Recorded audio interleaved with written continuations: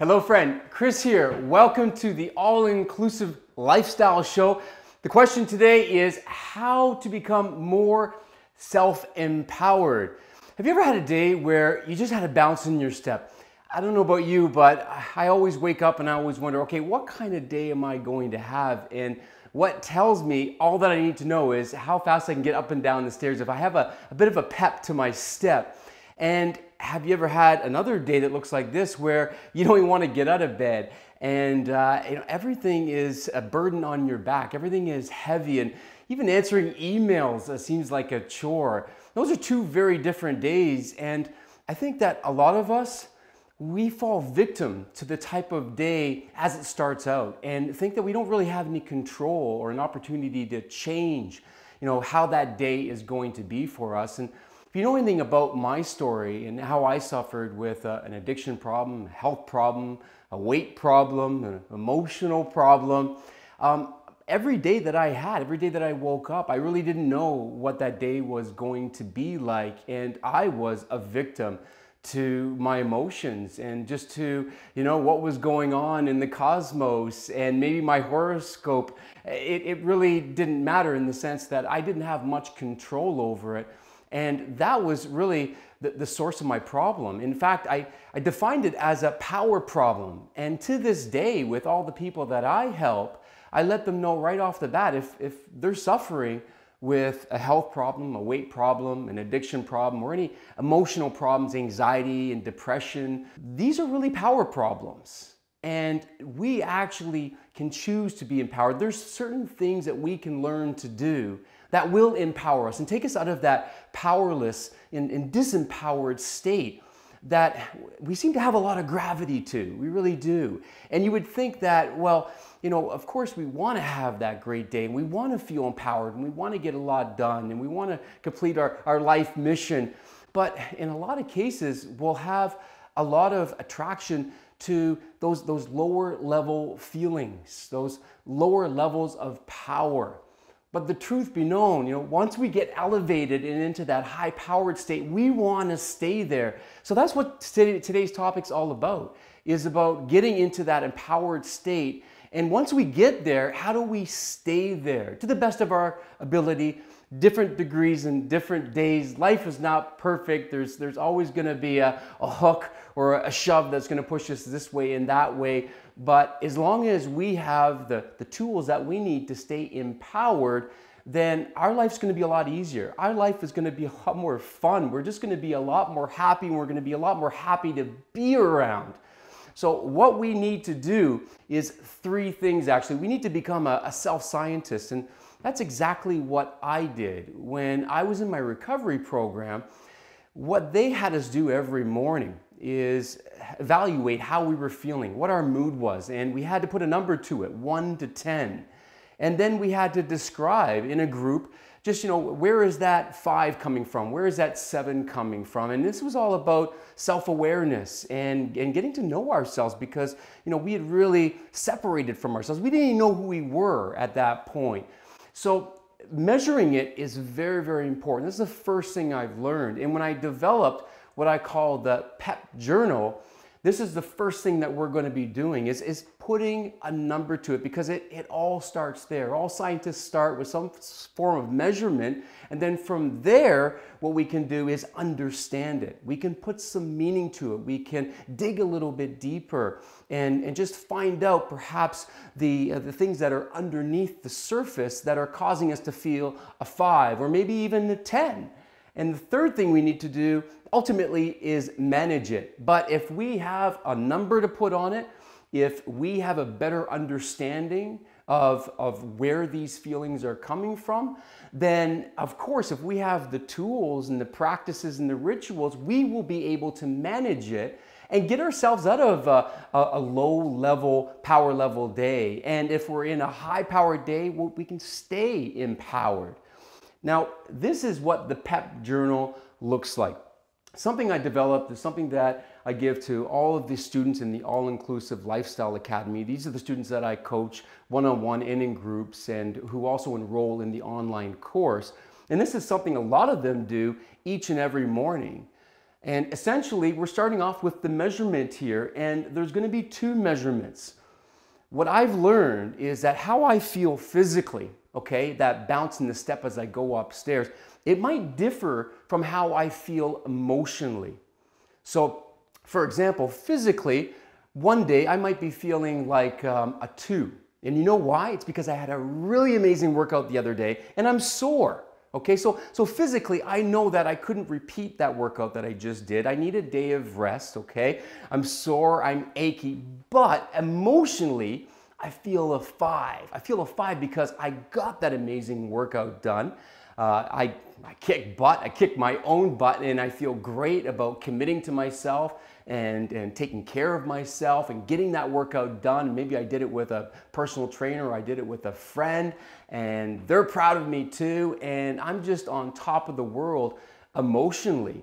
So that's how it can really differ. You know, in that case, I'm a 2 physically and a 5 emotionally. 5 plus 2 would be a 7 overall, my total power generated. Now, here's another scenario. Maybe I had a bit of a conflict with somebody the day before, and I've got the anti-self, as I call it, voice in my head repeating everything I said with that discussion slash argument the other day. And emotionally, you know, I'm really having a hard time with that. And perhaps I'm putting myself at a 1. You know, emotionally, I feel very anxious. I feel depressed. Maybe I said some things that I shouldn't have said. Maybe they said some things to me that really hurt me. So emotionally, I'm really struggling and I'm a 1 over here, okay? But physically, I've got all of this anxiety in me and I want to bolt down the street. I seem to have all of this power and energy. In fact, I make sure that I go into the gym because I need to burn off all of this energy. And maybe it's a little bit of resentment and a little bit of anger.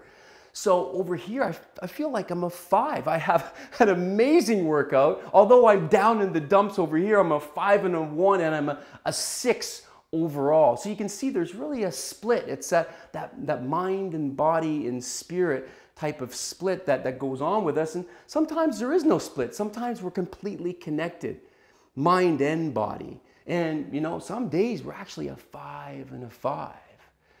But what we need to do here is really understand, first and foremost, okay, and this is all part of the understanding it, why do we feel X on a power scale today? So, you know, if we're feeling a 5, okay, we can easily just bang off that number and pull it out of thin air. But now we have to put an explanation behind it, and that really makes us think. And I always suggest that you do this by writing it down.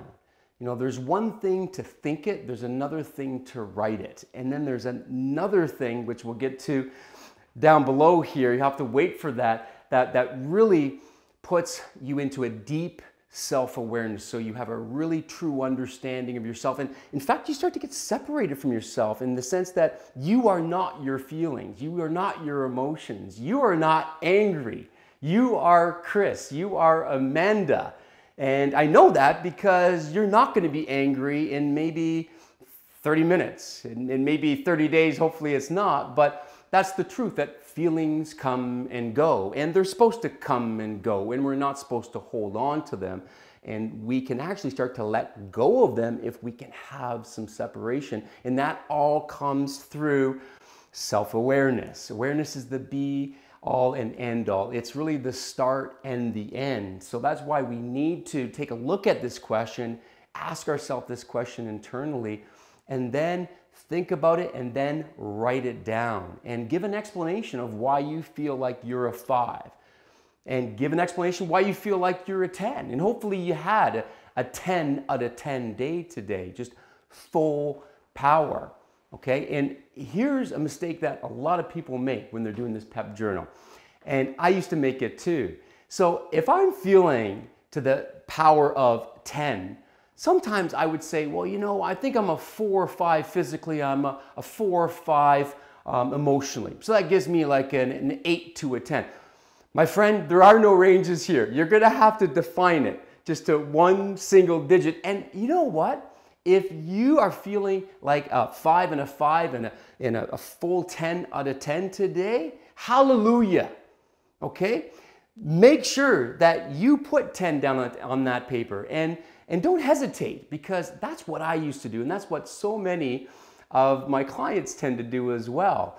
And it's almost like we fear that, okay, if I put 10 on this piece of paper here, okay, and fully explain it and fully feel it, that I'm not gonna feel it, okay, in 5 minutes or by the end of the day. And here's where that expectation comes into play, and that's where it really, destroys any type of feeling that we could truly, capture and manifest and hold on to for as long as we can, because nothing's permanent anyways. We know that. But if you can feel 10 out of 10, even for the next 5 minutes, hallelujah again. That's amazing.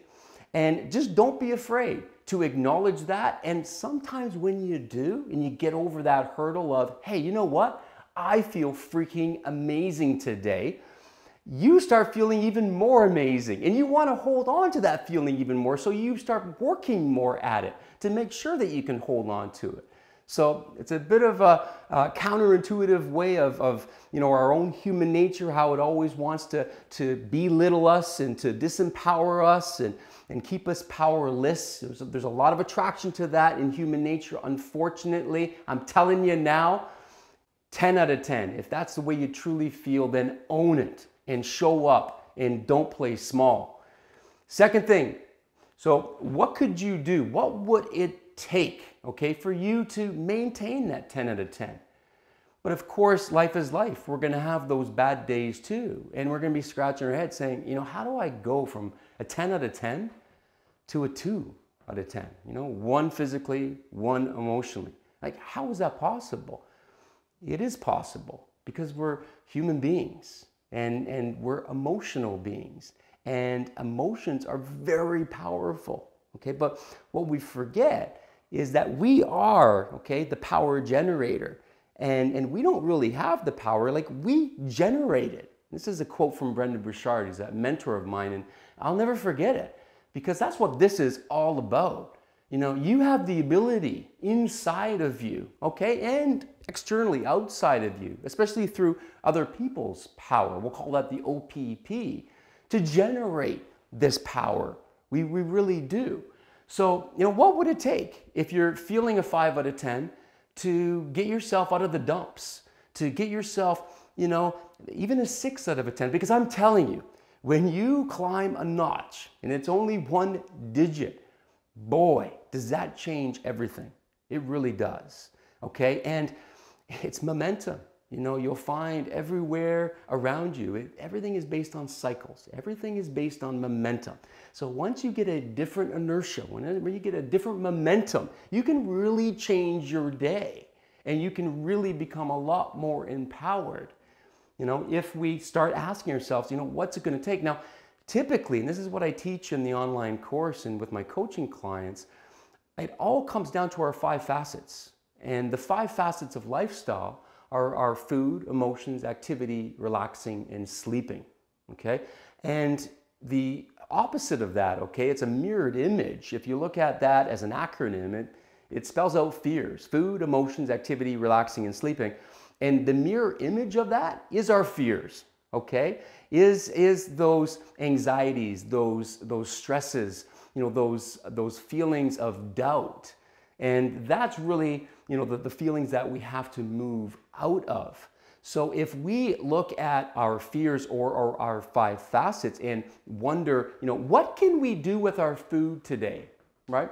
I feel like, going to the pantry and just having a junk day.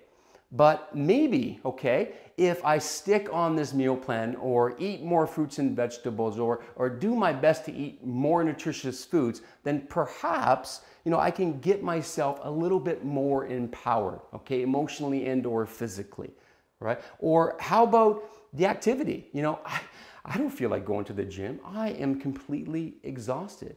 But here's another paradox. You go to the gym, okay, and you find the energy because you generate the energy just through the movement and through the activity, through the exercise. And you come out feeling like $1,000,000. And you say, why was I even thinking about not going to the gym? So relaxing and sleeping are the last facets that you'd want to look at. And that is basically taking time for self-care, and making sure that you get to bed on time that night and not stewing on, whatever problem that you're going through, for example, right? Or, taking that hot bath. If your body's all beat up and you've got a sore back, maybe you've been sitting all day, for example, then taking a hot Epsom bath and doing the relaxing and the sleeping that you need to recover and revitalize yourself so that you can possibly be a 10 out of 10 the next day. So that's the second thing you need to do with this PEP journaling, is actually write down what you would do, or what could you do? What would it take to keep you at a 10 out of 10 or to get you out of a 2 out of 10, for example? The third thing is, who could you call for help, or who could you help? If you're feeling really empowered, all right? If you want to hold on to that feeling, I'm telling you, it's the people that go out there and do a little bit of social supporting, okay? And that might be just flipping somebody a message that you haven't talked to in a while and seeing how they're doing. Just asking them what's going on in their life. You haven't spoken to them in a while, for example. Or how about this? Asking for help. Isn't it one of the most challenging things to do? It is for me anyways. And this is the ironicness of it, because I'm going through the PEP journal, either on paper or in my head each and every day. And it's this thing right over here, number 3.